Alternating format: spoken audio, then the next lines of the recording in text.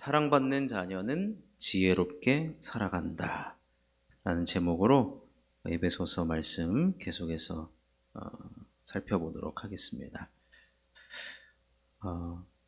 지금 계속해서 에베소서에서 이야기하고 있는 것은 우리가 하나님의 사랑받는 자라는 거예요. 여러분, 사랑하는 자녀가 있으면 그 자녀에게 나의 좋은 것 담기를 원하지 않습니까? 그죠? 근데 희한하게 그 안 좋은 것만 닮아가요. 네. 누가 그러더라고요. 우리 남편 승질나면 문을 쾅 닫고 가는 습관이 있는데 이 자녀가 어느 날 화난다고 해서 문을 쾅 닫고 가더라는 거예요. 참 가르쳐주지도 않았는데도 배워요. 여러분, 우리는 하나님의 자녀이기 때문에 특히 하나님이 우리를 사랑하신다라고 했을 때 우리는 하나님의 사랑을 배울 수 있습니다. 그래서 5장 3절에서 6절까지 보면 하나님이 거룩하기 때문에 우리도 그 거룩을 배우고 실천하는 자녀이어야 한다는 것이고, 또 14절까지 말씀 보면 하나님은 빛이기 때문에 우리는 빛의 자녀처럼 행하라는 것입니다. 근데 오늘 말씀 보니까 하나님은 지혜로운 하나님이기 때문에 그 하나님으로부터 우리는 지혜를 배워야 한다. 근데 여러분, 우리가 거룩을 배우고 또 빛의 자녀처럼 행하고 지혜롭게 살아가는 이 세 가지의 목적이 있어요. 왜 우리가 그렇게 살아가야 되느냐? 우리가 지혜롭게 살아서 뭐하고 빛의 자녀처럼 살아서 또 거룩한 자녀가 되어서 우리가 해야 될 것이 무엇이냐면 교회가 하나 되게 하는 것입니다. 교회를 세워나가는 거예요. 오늘 우리가 읽은 15절 말씀을 보면 그런즉 너희가 어떻게 행할지를 자세히 주의하여 지혜 없는 자 같이 하지 말고 오직 지혜 있는 자 같이 하여. 너희가 어떻게 행할지를 자세히 주의하래요. 주의하라. 이 말은 뭐냐면 당시에 에베소 교회가 세워진 곳은 주변에 둘러만 봐도 이방 문화, 우상 종교로 파생된 정치, 경제, 사회 문화가 이미 형성이 되었던 지역에 교회가 세워졌습니다. 그랬더니 전도되어서 교회 안으로 들어온 성도들은 과거에 전부 다 이방 문화, 이방 종교, 이방 사회 모든 것에 다 이미 물들어 있었기 때문에 그들이 예수 믿는다고 해서 하루아침에 변한 것이 아니라 그들에게 묻어 있었던 이방 문화를 교회로 가지고 들어왔습니다. 아시다시피 여러분, 우상 종교는 화려합니다. 아주 화려해요. 여러분, 저기 어디죠? 얼마 전에 TV를 보니까 브루나이라고 있대요. 브루나이가 1970 몇 년도에 유전, 그 석유가 터져 나오는 바람에 온 국민이 부자가 됐어요. 온 국민. 물론 그 나라 왕은 전 세계 거의 최고의 부자고요. 차가 7,000대가 있대요. 집에 차가 7,000대가 있대요. 그래서 우리나라처럼 IMF 위기가 왔었는데 그 왕이 차 1,000대 팔아가지고 그 외환 위기를 해결했다고 하는 나라가 브루나이인데, 거기는 이슬람을 믿는데 거기에 가보면 이슬람 사원이라고 하는 그 모스크 그 돔 형식에 보면 전부 다 24K 99.99 순금으로 돼 있어요. 순금으로. 모든 사원이. 화려해요. 이슬람도 자기네들이 유일신을 믿는다고 하는데 여러분, 아닙니다. 유일신은 우리 기독교밖에, 우리 하나님 한 분밖에 없습니다. 모든 우상 종교는 아주 화려해요. 화려하다 보니까 너무 멋있어 보여요. 그게 선진 문화인 것 같고, 저거를 안 따라가면은 우리가 뒤처져 가는 것 같고. 그래서 오늘 바울이 자세히 주의하여 살펴보라는 거예요. 그러면서 이미 그런 문화를 가지고 교회 안에 들어온 사람들이 있었기 때문에 이것을 걱정하고 염려했기 때문에 16절 말씀을 이렇게 얘기하는 거예요. 세월을 아끼라, 때가 악하니라. 네. 세상 따라가다 보면은 세상으로부터 온 것은 결국에는 뭐예요? 다 악하다라는 거예요. 하나님이 없는 그 곳에서부터 비롯된 것은 다 악하다는 것입니다. 그렇기 때문에 그 악한 세상의 문화, 종교가 교회 안으로 계속해서 물밀듯 밀려오기 때문에 우리는 자세히 주의하여 살피는 자가 되고, 그래서 17절에 그러므로 이렇게 이야기합니다. 그러므로 어리석은 자가 되지 말고 오직 주의 뜻이 무엇인가 이해하라. 시편 1편에서도요, 복 있는 사람 반대, 복 없는 사람이죠. 복 없는 사람을 뭐라고 특징하느냐? 바람에 나는 겨와 같다 그랬어요. 그럼 바람이 불면은 겨가 막 춤을 추듯이 우리 눈앞에 막 보인단 말이에요. 이게 굉장히 멋있어. 이게 밤에 불빛이라도 비춰봐요. 반짝반짝 빛나고 불나방처럼 막 되게 멋있어 보인단 말이에요. 그런데 그런데 여러분, 바람에 나는 겨가 열매가 있습니까? 뿌리가 있습니까? 바람 불면 바람 부는 대로 흘러가는 인생. 그거는 멋있는 인생이 아니고 열매 없는 인생, 결국에는 복 없는 인생, 망하는 인생 밖에 되지 않는다는 거예요. 그렇기 때문에 그런 것을 보고서 어리석은 자가 되지 말고 오직 주의 뜻이 무엇인가 이해하라 그랬어요. 이해하라. 다짜고짜 믿으라 그 소리가 아니라 이해하고 믿으라는 거예요. 그러면 주님의 뜻이 무엇인가 이해하는 것이 결국에는 하나님의 지혜를 깨닫는 것이다 라는 겁니다. 그래서 오늘 바울은 크게 세 가지로 지혜롭게 우리가 살아가는 방법, 근데 그 지혜를 가지고 결국에는 원하는 궁극적으로 우리가 가야 할 방향은 교회를 지켜나가고 교회를 하나 되게 하는 것입니다. 결국에는 지금 이 세상에 그 물밀듯 흘러 들어오고 있는, 저는 지금 여기서 이제 이방 종교라고, 이방 우상 종교라고 말씀드렸지만 세상의 사상과 인본주의적인 사상이 사실은 교회 안에 많이 들어올 수 있습니다. 맞잖아요. 우리가 대부분의 삶을 어디 가서 살아요?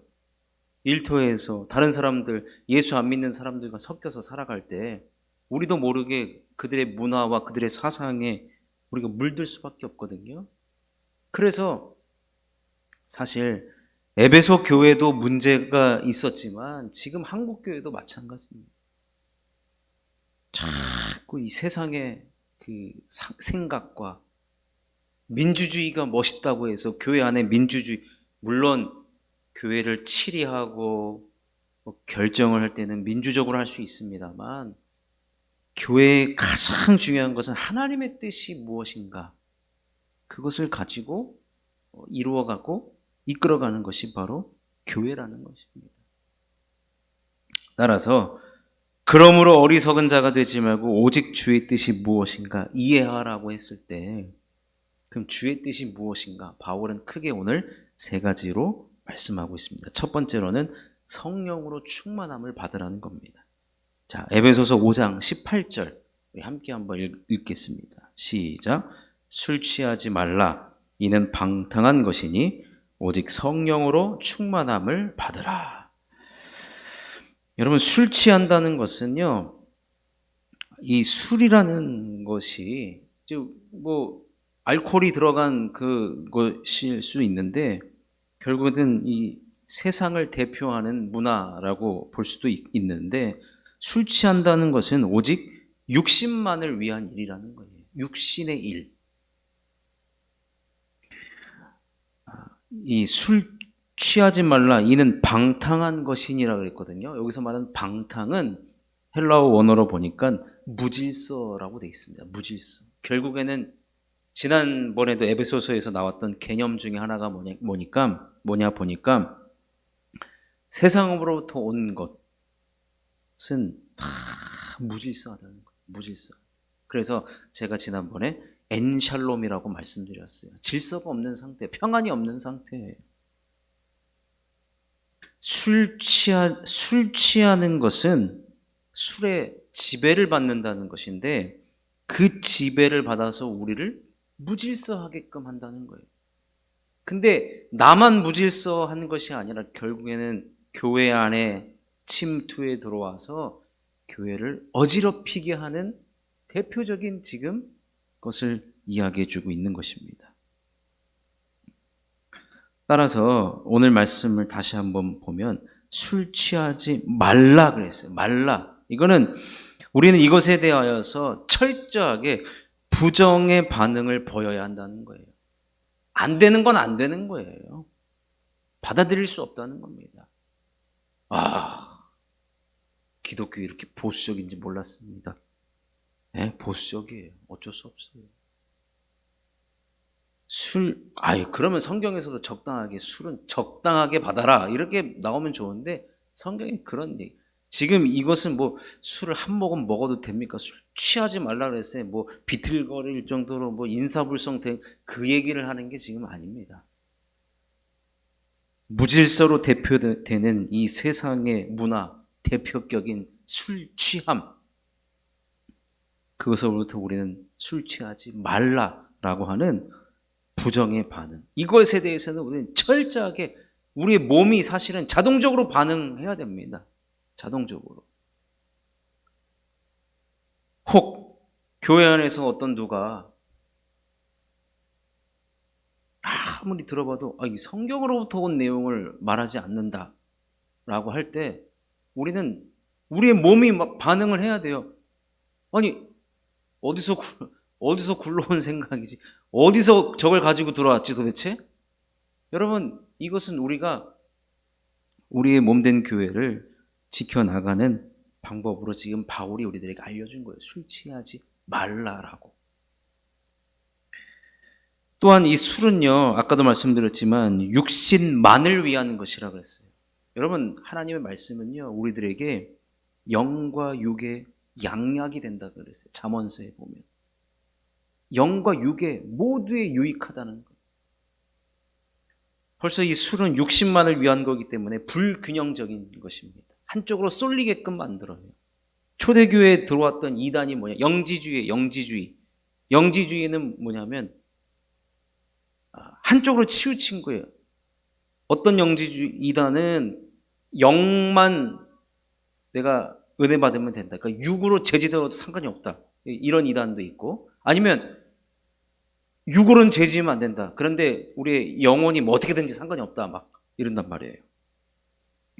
한쪽으로 이 불균형을 가지게 한다는 것입니다.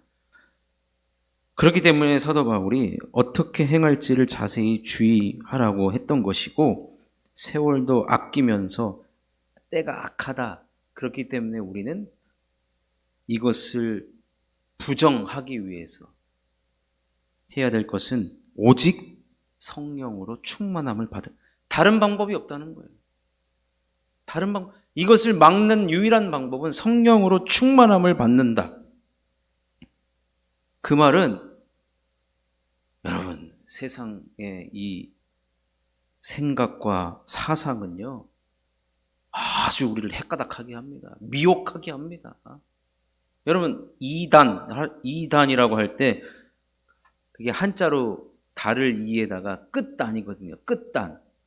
끝만 살짝 바꿔버리는 거예요. 이 정신 안 차리면 우리가 몰라요. 제가 말씀드린 정신 차리다라고 할 때는 이게 성령으로 충만함 받는 방법밖에 없습니다. 분별할 수 있는 방법은 성령으로 충만. 내가 늘 하나님의 말씀을 알고 있고 저거 좀 말씀과는 조금 다른데 요런 생각이 들려면은 어떻게 되느냐? 늘 말씀으로 가득 차 있어요. 하나님으로 가득 차 있어야 된다는 얘기예요. 그래야 그런 분별력이 지혜가 되고 결국에는 주의 뜻이 무엇인지를 우리는 이해하게 될 수가 있다는 것입니다. 그러니 여러분, 교회를 하나 되게 하고 교회를 지키는 데 있어서 성령으로 충만함 받는다는 것이 너무나도 중요하다는 거예요. 너무나도 중요하다는 거예요. 자, 두 번째로는 찬송하는 삶을 사는 것이다 라고 이야기합니다. 19절 말씀 함께 읽어보겠습니다. 시작. 시와 찬송과 신령한 노래들로 서로 화답하며 너희의 마음으로 주께 노래하며 찬송하며. 여러분, 주님의 뜻을 이해할 때 두 번째로 원하시는 우리 성도의 삶은 찬송하며 사는 삶입니다. 찬송. 시와 찬송과 신령한 노래. 여러분, 교회 안에서 성령으로 충만함을 받은 성도는요, 다양한 모습으로 하나님을 찬송하게 되어 있다는 것입니다. 시와 찬송, 신령한 노래들로 서로 화답하라는 말은 혼자만의 찬송을 넘어서는 공동체적인 찬송을 하라는 의미일 것입니다. 이 말은 결국에는 모이면 우리는 예배하는 공동체가 아니겠습니까? 근데 예배 때 여러분 우리가 찬송을 부르잖아요.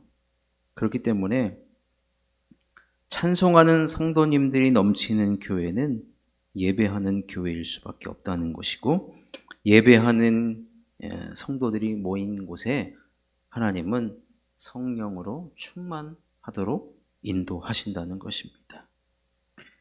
그렇기 때문에 여러분, 우리가 이 찬송하며 사는 삶이 이 성령 충만한 삶이 나타나고 드러나는 삶이기 때문에 우리는 모였을 때 함께 찬송하고 또 말씀을 듣고 기도하는 그런 신앙생활이 너무나도 중요하다는 것입니다. 또한 우리가 하나님을 찬송하는 것은 이사야 43장 21절에 나와 있는 것처럼 이 백성은 내가 나를 위하여 지었나니 나를 찬송하게 하려 함이니라. 우리가 찬송하는 존재로 지음 받았기 때문에 우리가 성도로 부르심을 받은 우리의 부르신 목적대로 삶을 살아갈 뿐만 아니라 신앙생활을 해 나가라고 하는 것입니다. 여러분, 성도, 하나님 부르신 성도는요, 내가 구원받고 구원받은 감격을 누리고 구원받은 것을 다른 누군가에게 전해주는 그것과 동시에 주의 몸된 교회를 하나 되게 하고 지켜나가는 이 두 가지의 부르심의 목적이 있다는 것입니다. 그렇기 때문에 우리는 예배자의 모습으로서, 성령 충만한 자의 모습으로서 하나님을 찬송하는 일을 계속 해 나가야 한다는 것입니다. 찬송의 소리가 높아지는 교회는요, 사탄 마귀가 삐짓고 들어올 틈이 없습니다. 그러니 우리는 찬송하는 일에, 즉 예배하는 일에, 모이기를 힘쓰는 일에 더 애써야 할 줄로 믿습니다. 그럴 때 교회가 하나가 되고 은혜가 넘치는 것입니다. 마지막 바울이 지혜로운 자를 이야기할 때 감사하며 사는 것을 이야기합니다. 자, 5장 20절을 읽어보겠습니다. 함께 읽겠습니다. 시작. 범사에 우리 주 예수 그리스도의 이름으로 항상 아버지 하나님께 감사하며. 감사하는 삶이 성령 충만한 삶이고 지혜로운 삶이라고 하는 것인데, 여기에 보면 우리 주 예수 그리스도의 이름으로 항상 아버지 하나님께 감사하며. 여러분, 나 개인의 이름으로 감사하는 것이 아니라 누구의 이름으로라고요? 우리 주 예수 그리스도의 이름으로. 이 말은 우리가 내 이름 석자를 가지고 살아가는 존재가 아니다라는 거예요. 무슨 말이냐? 갈라디아서 2장 20절에서 이미 말씀한 대로, 또 에베소서의 개념으로 이야기하면 너희가 전에는 어둠이었더니 또 너희가 전에는 본질상 진노의 자녀라 그랬어요. 그러니까 본질상 진노의 자녀라는 이름을 가지고는 우리 입에서 찬송도 나오지 않고요. 감사도 할 수가 없는 존재예요. 그런데 이런 우리의 존재를 주님께서 우리를 사랑하셔서 십자가에 못 박혀 죽으심으로, 아마 제가 지난번인가에 한번 언급해 드렸는데, 십자가에서 자아 교환 사건이 벌어집니다. 나는 죽고, 예수 그리스도와 나는 죽고 다시 그리스도와 함께 사는 거예요. 그래서 이제는 내 이름으로 사는 자가 아니라 우리는 예수 그리스도의 이름으로 사는 자예요. 그래서 여러분들이 성도가 된 것입니다. 성도. 따라서 우리는 주 예수 그리스도의 이름으로 살아가는 자이기 때문에 그 이름으로 말미암아 항상 언제든지 아버지 하나님께 감사하는 자가 되었다는 것입니다. 이것이 왜 중요하느냐? 여러분, 자꾸 교회 안에서 내 이름을 드러내려고 하고 내가 성령 충만하지 않은 나를 드러내려고 하면 감사가 없는 사람에서 나오는 말과 생각은요, 생명이 아닌 누군가를 자꾸 깎아내리려고 하고 누군가를 자꾸 줄 세우려고 하는 세상의 문화를 그대로 가지고 올 수밖에 없습니다. 그러니 우리는 예수 그리스도의 이름을 가진 거듭난 자로서 우리는 함께 신앙생활을 해나가야 한다는 것이죠. 그런 자들이 모인 곳이 바로 교회이고, 생각해 보세요, 여러분. 우리 주 예수 그리스도의 이름을 항상 앞세우는 자는 누구를 따르게 되어 있습니까? 그리스도 예수를 따르게 되어 있어요. 그리스도의 말씀을 따르게 되어 있고, 또 그리스도 예수로 그리스도의 예수의 말씀으로 내 영혼을 채워가려고 하는 성령 충만한 자가 되기를 원한다는 것입니다. 그래서 사랑하는 성도 여러분, 우리는 누구의 이름으로 살아가는 자인가? 그러니까 여러분, 우리가 이곳에서 말씀을 듣고 예배를 드리며 찬송하며 성령 충만 받아야 하는 이유가 무엇이냐면, 항상 내 옛 자아가 우리는 막 올라와요. 그렇기 때문에 우리는 이것을, 옛 자를 우리는 새 사람이 이미 됐는데, 그죠? 그리스도의 십자가로 말미암아 우리는 새 사람이 됐는데 자꾸 옛 자아가 올라와요. 자꾸 내 이름 석자가 계속 나와서 결국에는 다른 게 아니에요. 그러면은 무슨 일이 벌어지느냐? 선악과를 따는 일이 벌어지는 거예요. 선악과. 생명을 선택하는 것이 아니라. 그러니 사랑하는 성도 여러분, 우리 주 예수 그리스도의 이름으로 부탁드립니다. 여러분, 교회 안에서 우리가 내 이름으로 사는 것이 아니라 우리는 그리스도의 이름으로, 하나님의 자녀로 우리는 함께 신앙생활 해나가야 할 줄로 믿습니다. 그런 자의 입에서, 마음에서 진심으로 우러나오는 것이 무엇이냐면 범사에 항상 아버지 하나님 앞에 감사하는 것입니다. 그러니 사랑하는 성도 여러분, 오늘 드린 말씀도 결국에는 아까 서두에 말씀드린 대로 목표가 무엇이냐면 교회를 지켜나가는 거예요. 얼마나 중요한지. 주의 몸된 교회, 주의 핏값으로 세우신 이 교회를, 특별히 그 에베소라는 우상이 창궐했던 그 도시, 여러분, 에베소나 지금 이 시대나 뭐 비슷합니다. 우리나라도 여러분 뭐 복음이 들어온 지 뭐 수백 년, 수천 년 된 건 아니지 않습니까? 그렇기 때문에 우리는 에베소 교회가 겪었던 그 세상의 문화가 교회 안으로 물밀듯 밀려들 때 우리는 자세히 주의하여 살펴볼 필요도 있고, 그렇기 때문에 우리는 성령으로 방법이 딱 하나밖에 없다고 오직이라는 말이 나왔잖아요. 그러니 우리는 성령으로 충만함 받는 일에, 그럼 성령을 어떻게 충만함을 받습니까? 다른 방법이 없어요. 다른 것을 여러분 화려한 걸 찾고 무슨 뭐 이렇게 이런 것 찾으면 안 됩니다. 결국에는 성령으로 충만함을 받는 방법은 말씀과 기도밖에 없어요. 또 저 소리 하네. 어쩔 수 없어요. 이게 성경의 이야기고 하나님이 만드신 것이기 때문에 제가 다른 걸 이야기할 방법이 없습니다. 그러니 사랑하는 성도 여러분, 성령으로 충만함을 받으시고, 그리고 또 우리가 함께 모였을 때 우리는 언제든지 예배하는 자가 되어서 다양한 모습으로 우리 주님을 찬양하고, 그리고 내 이름으로 사는 존재가 아니라 우리 주 예수 그리스도의 이름, 자교한 사건이 일어난 나는 내 자아는 이미 십자가에 죽었습니다. 나는 부활하신 우리 주님과 함께 새 사람으로 살아갑니다.